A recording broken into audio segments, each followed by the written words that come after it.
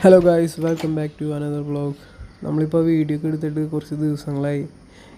Video ഒക്കെ എടുത്ത് വെക്കും, പിന്നെ എഡിറ്റ് ചെയ്യാനൊന്നും സമയം കിട്ടില്ല. നമ്മൾ ഇന്നത്തെ പരിപാടി ഗാർഡൻ നന്നായിട്ടൊന്ന് ക്ലീൻ ചെയ്യണം.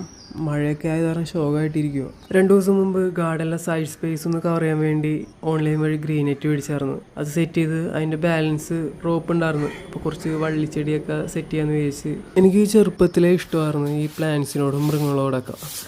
ഞാൻ ചെറുപ്പത്തിൽ വെക്കേഷൻ ടൈമുകളിൽ അച്ഛൻ്റെ ചേച്ചിയുടെ വീട്ടിൽ പോകാറുണ്ട് സ്റ്റേ ചെയ്യാൻ. സ്ഥലം കോട്ടയാണ്. പണ്ട് ആ സമയത്ത് കുറേ പശുക്കളൊക്കെ ഉണ്ടായിരുന്നു. പിന്നെ പ്ലാന്റ്സും, പിന്നെ ഇപ്പോൾ പശുക്കളെയൊക്കെ കൊടുത്ത് പ്ലാന്റ്സൊക്കെ ഉണ്ട്.